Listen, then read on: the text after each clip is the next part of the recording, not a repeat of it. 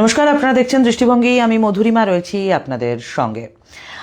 SIR নিয়ে আমরা জানি গত কয়েক মাস ধরে গোটা রাজ্যেই বেশ একটা তোলপাড় চলছে, কারণ নির্বাচন আসন্ন রয়েছে। এবার তার মাঝখানে নির্বাচন কমিশনের একবার এক এক রকমের বক্তব্য এবং তাদের যে সমস্ত নির্দেশাবলী, তাতে অনেকেরই মাথায় হাত পড়েছে, আমরা দেখেছি। এবার যে খবরটা এলো সেটা হলো যে ডোমিসাইল সার্টিফিকেট, যেটা নিয়ে তৃণমূল কংগ্রেস বারবার দাবি করে গেছে এবং বারবার চাপ দিয়েছে নির্বাচন কমিশনকে, কার্যত সেই দাবি মেনে নেওয়া হলো নির্বাচন কমিশনের পক্ষ থেকে। কি বলা হচ্ছে যে সিদ্ধান্ত বদল করেছে কমিশন। গতকালই আপনারা হয়তো কেউ কেউ দেখেছেন সেই খবর। যারা জানেন না তাদের জন্য আজকে রবিবারের দুপুর বেলায়, আমি জানি মাংস ভাত খেয়ে রেস্ট নেওয়ার টাইম, কিন্তু সেই সময় যখন আমরা একটুখানি হয়তো কর্মব্যস্ততার ফাঁক খুঁজে পাই, তখন মাথায় এই চিন্তাগুলো ঘোরে যে এরপর কি হবে, এবার কি করতে হবে। আচ্ছা, ভোটার কার্ড হয়ে গেছে, আধার কার্ড হয়ে গেছে, এবার কি হবে, শুনানিতে কি নিয়ে যেতে হবে। তাদের জন্য এই লাইভটা আমি করতে এলাম, যে শেষ মুহূর্তে সিদ্ধান্ত বদলেছে নির্বাচন কমিশন। এসআইআর শুনানিতে এবার বৈধ ডোমিসাইল সার্টিফিকেটও, এছাড়াও মোট যে 11টি নথি ভুক্ত করতে বলা হয়েছে, যে সমস্ত শংসাপত্র বা যা যা নির্দেশ রয়েছে তার সঙ্গে ডোমিসাইল সার্টিফিকেটও এবার বৈধতা পেল। এসআইআর নিয়ে প্রক্রিয়া নিয়ে বড়সড় সিদ্ধান্ত নিয়েছে নির্বাচন কমিশন। রাজ্যের শাসক দল তৃণমূল কংগ্রেস বরাবরই বলে আসছিল ডোমিসাইল সার্টিফিকেটের কথা, সেই চাপের মুখে পড়ে কার্যত পিছু হটল কমিশন, এটা বলাই যায়।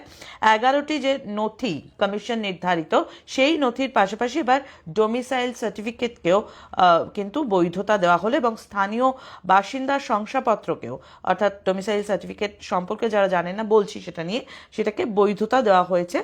সাধারণত কোনো রাজ্যের স্থায়ী বাসিন্দা হিসেবে রাজ্য সরকার বা কেন্দ্রশাসিত অঞ্চলের স্বীকৃত প্রতিনিধিরা এই শংসাপত্র প্রদান করে থাকে।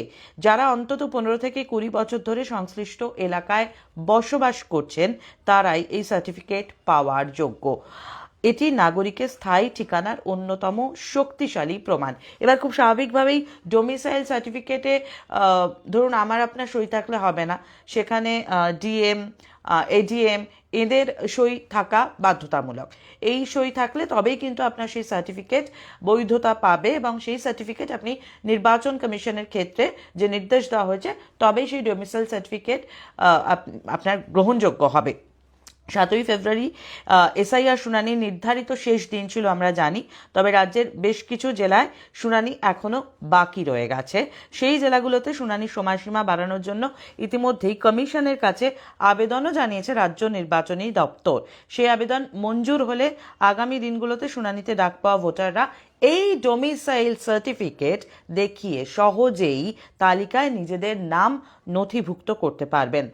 আর এক্ষেত্রে জানিয়ে রাখি, যেটা আমি বলছিলাম, যে এই শংসাপত্র গ্রহণের ক্ষেত্রে একটা কড়া শর্ত আরোপ করা হয়েছে কমিশনের পক্ষ থেকে, নির্দেশিকা যে জারি হয়েছে, যেটা একটু আগে আমি বলছিলাম, যে জেলা শাসক অর্থাৎ ডিএম, অতিরিক্ত জেলা শাসক অর্থাৎ এডিএম এবং মহকুমা শাসক অর্থাৎ এসডিও সই করা ডোমিসাইল সার্টিফিকেটই নথি হিসেবে গণ্য করা হবে। অন্য কোনো আধিকারিক বা জনপ্রতিনিধির সই করা শংসাপত্র এক্ষেত্রে গ্রহণযোগ্য নয়। আপনি হয়তো ভাবলেন আপনি পুরসভা থেকে গিয়ে কারো সই করিয়ে নিয়ে গেলেন, বা আপনার পরিচিত কোনো স্থানীয় নেতা মন্ত্রী সই করিয়ে নিয়ে গেলেন, না, সেটা কিন্তু হবে না। কাজেই যারা ভাবছেন যে ডোমিসাইল সার্টিফিকেট হলো খুব ভালো হলো, তার সঙ্গে এই পয়েন্টটাও কিন্তু ভীষণ ইম্পর্টেন্ট, মাথায় রাখবেন প্লিজ।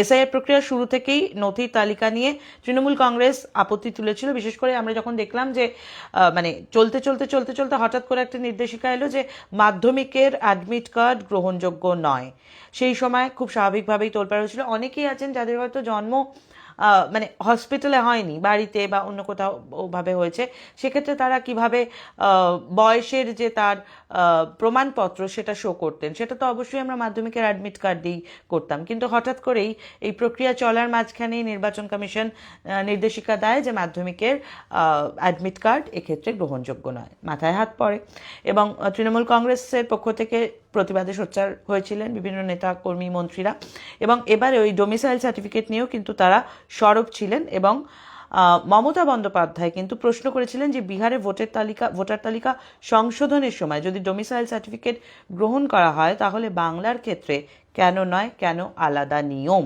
ইনফ্যাক্ট বুধবার, মানে শেষ বুধবার যখন সুপ্রিম কোর্টে তিনি যান, এসআইআর শুনানি সংক্রান্ত তাঁর উপস্থিতি আমরা দেখেছি, এই বৈষম্যের কথা কিন্তু তিনি তুলেও ধরেছিলেন। বিহার এবং বাংলার মানুষের জন্য দুটো পৃথক নিয়ম কেন, সে কথা তিনি জানতে চেয়েছিলেন। আরও একটা বিষয় জানতে চাইব যে নথি যাচাইয়ে বাকি রয়েছে 72 লক্ষ ভোটার, এখনও চাপে পড়ে কিন্তু সময়সীমা বাড়িয়ে দিয়েছে কমিশন। যেটা বলছিলাম যে শেষ দিন যেটা বলা হচ্ছিল, কিন্তু প্রতিটি জেলা এখনো পর্যন্ত পুরো এই প্রক্রিয়া সম্পন্ন হয়নি।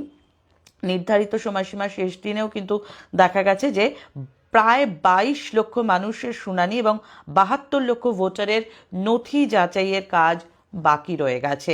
এই পরিস্থিতিতে জেলাশাসকদের আবেদন ও প্রবল চাপের মুখে পড়ে শুনানির সময়সীমা আরও 7 দিন বাড়ানোর সিদ্ধান্ত নিয়েছে নির্বাচন কমিশন।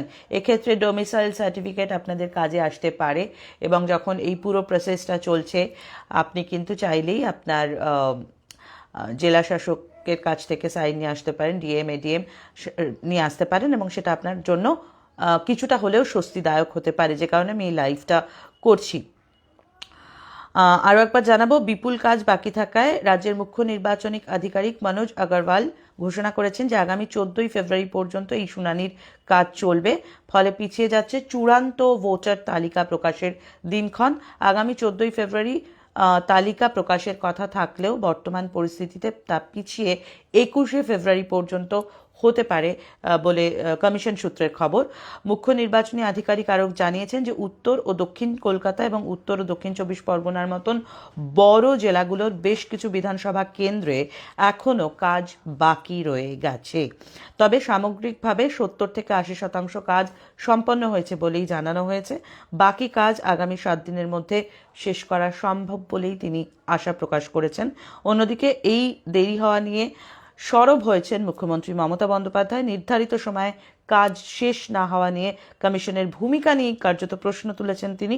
কমিশন যে নির্দিষ্ট সূচি মেনে কাজ শেষ করতে পারবে না সেই আশঙ্কা তিনি আগেই করেছিলেন, এবং জানা গিয়েছে ইস্যু নিয়ে আগামী সোমবার ফের সুপ্রিম কোর্টে সওয়াল করতে পারেন মুখ্যমন্ত্রী। এর আগে আমরা বুধবার দেখেছিলাম মুখ্যমন্ত্রীকে সুপ্রিম কোর্টে সওয়াল জবাবে অংশ নিতে। তিনি সেখানে তার প্রশ্নগুলি রেখেছিলেন, এবং আগামী সোমবার আবারও কিন্তু তাকে দেখা যেতে পারে সুপ্রিম কোর্টে।